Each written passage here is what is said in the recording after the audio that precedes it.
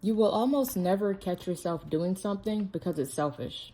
If the curve honestly announced itself as, I'm about to protect myself and call it something else, it'd be easy to resist. Nobody needs a framework to notice obvious greed or obvious cruelty. You'd catch that yourself, or you should at least. So here's what I actually want to ask. If you were fooling yourself right now completely, would you even know it? Not lying to somebody else, not covering for a mistake you're already aware of, but actually deceived and fully convinced that you're not. Stick with me because I think the honest answer is worse than you may think. You've probably done this yourself, and I'll show you exactly how in a minute. But one quick thing before we go any further, because it's going to matter for basically this whole series. When I lean in on the Bible in these episodes, it's not an appeal to authority, like it's true just because the Bible says so. It's because this is one of the oldest, most sustained bodies of writing anyone has ever produced about exactly this problem. People across close to 1,000 years, all independently circling the same question. How does a person convince themselves of something that isn't true? That's the value of it here. Not proof, but precedent. A few episodes ago, we talked about the curve, incurvatus in se, the self, folding inward instead of staying open outward. If this is your first episode, that's the core idea. So you may want to go back to the episode called The Curve, Why Do We Hurt People We Love the Most, to understand the framework. But what we didn't spend enough time on is how it actually operates. By the time a thought reaches your conscious mind, it usually already has a reason attached to it. And the reason is often genuinely reasonable sounding. That's the whole difficulty of it. The curve doesn't skip your moral reasoning, it actually captures it. In the Bible, Jeremiah said it about as plainly as it's ever been said. The heart is deceitful above all things and beyond cure. Who can understand it? That's Jeremiah 17:9. Notice what the verse doesn't say. Not the heart occasionally deceives, but deceit is just what the heart does as a matter of course by nature. And it almost ends it with a shrug, like even the prophet writing this down isn't claiming that he's got it all figured out. Here's the mechanism up close. Genesis 3, the oldest version of the story we have about the serpent and Adam and Eve. Watch how the serpent argues. Not disobey God, it'll feel good, because obviously nobody's tempted by something that announces itself as wrong. It starts by casting doubt on the terms. The serpent said, did God really say you must not eat from any tree in the garden? Which is not even accurate because only one of the trees was off limits, the one that was in the middle. But it makes the rule sound far more restrictive than it actually was. Then it reframes the motive behind the rule entirely. God knows that when you eat from it, your eyes will be open and you'll be like God. Suddenly, the prohibition isn't protection. It's insecurity. God recast as a threatened by a rival. And then almost casually it offers a promotion. Not you'll eat it and become bad. In fact, you'll eat it and become more like God, knowing good and evil. And then that Eve was convinced. But next, look at Eve's own reasoning in verse 6, and you'll see it isn't just override. It's agreement. Because it's good for food, it's pleasing to look at, it's desirable for wisdom, physical, aesthetic, intellectual. She's not ignoring her conscience. Her conscience has been fully recruited into this decision. By the time she eats it, she has a case. And it's a good case by the logic that she's been handed. That's the pattern everywhere else this shows up. Not appetite beating reason, but the reason itself being curved, still working, still producing arguments, still feeling coherent from the inside. And that pattern has vocabulary, and you probably use some of it yourself without noticing. Say you manage a small team at work, and one guy's work has been slipping for a few weeks. You haven't said anything to him, but watch how many different perfectly reasonable words you can attach themselves to that same silence of why you haven't said anything. You could call it reasonable judgment. The whole team just needs to be more consistent. This really isn't just about him. Could be a fair read of the team. Could also be a way to spread the same blame around so you never have to have the conversation you're avoiding with this one guy. You could call it compassion. He's going through something right now. You don't want to add pressure. Could be real mercy. Could also be avoidance, wearing mercy's clothes. Because you don't want the discomfort, so you frame your silence as kindness to him instead of comfort for yourself. That's fooling yourself. You could call it strategy. Oh, it's better to keep encouraging him, build his confidence, let the performance follow. Often that's generally good management. It can also be a way to dodge the one piece of honest feedback he actually needs, because honest feedback is costly and it might make you unpopular for a week. But it could be the curve outward as opposed to the curve inward, which is avoiding the conversation for your own comfort. You could also call it humility. Who am I to say something? I've made plenty of mistakes myself. This one's the sneakiest because it borrows the language of self-distrust to shut down the actual self-examination real humility will require, which is asking honestly why you still haven't said anything. Those are 4 different words, one unbroken silence, and none of the 4 is false, and that's what makes it work. A case built on lies is easy to catch. A case that's 70% legitimate and 30% self-protection, fused together so you can't find the seam between them, that's the one that gets past you. That's what it looks like in one person, one relationship. But scripture has an example of the same thing at scale. A whole group of people convinced the entire time they were being faithful, all using the same mechanisms to fool themselves and not even realizing it. Job was, by the text's own account, about as blameless as a person gets. In a single stretch of disaster, he loses his children, his wealth, his health, for reasons that we're told up front that have nothing to do with punishment.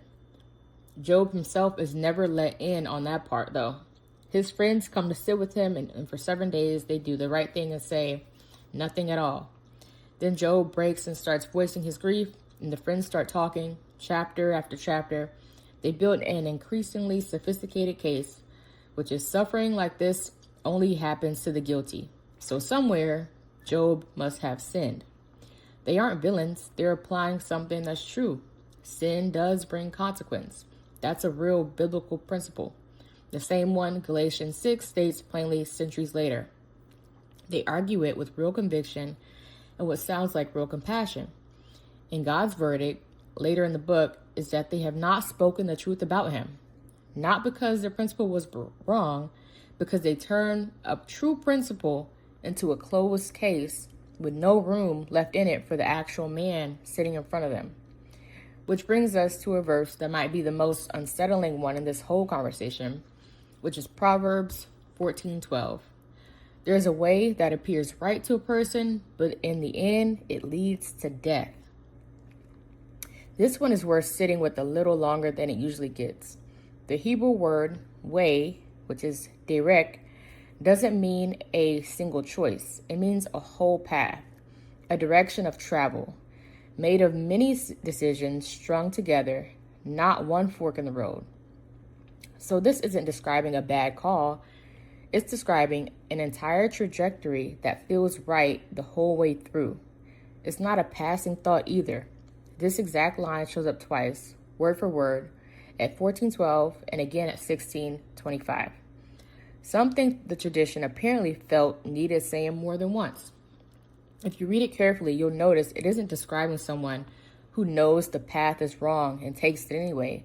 It's someone for whom the path genuinely looks right, all the way to the end. The verse doesn't say the wrongness shows up partway through and gets corrected. It shows up at the destination, which is exactly what makes this different from an ordinary mistake you catch and learn from along the way.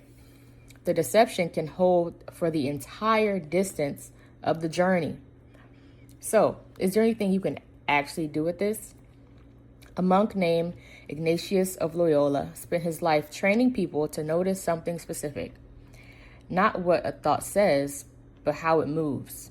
He called it consolation, when something draws you outward towards peace, toward other people, even if what is asking is costly.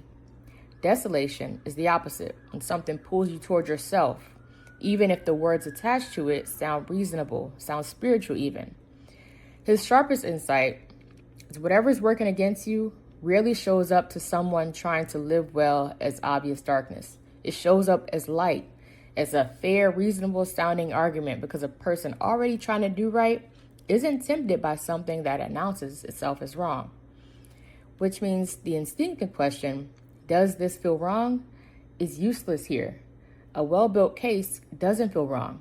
It feels responsible. A better question, does this conclusion arrive too smoothly? Real reasoning, when it's actually wrestling with something, tends to feel effortful, provisional, willing to be overturned. A case tends to arrive already finished, closed, resistant to challenge, oddly relieved instead of burdened. Notice yourself defending a conclusion more than examining it, and that's data. Even that question won't make you fully safe, though. Søren Kierkegaard, a Danish philosopher, put the deeper problem in one line once. The very thing doing the thinking is the suspect, so you can't fully audit yourself using the same mind that might be the one doing the curving. It's worth being precise about one thing here, because the same idea does very different work depending on where it's pointed. If you're pointing it to yourself, it's examination. If it's turned on somebody else, like deciding a partner's boundary is really just their own selfishness talking, deciding someone who disagrees with you is just protecting their ego, it stops being examination and it becomes more of a way of not listening to them at all. There's also a difference between applying it to a real decision and running it on every single passing thought. What Ignatius described shows up around actual choices, the ones with weight, the ones that you feel pressure, where you feel something, where you feel a pull. If you run it constantly on everything, it stops being humility and it more becomes just pure exhaustion.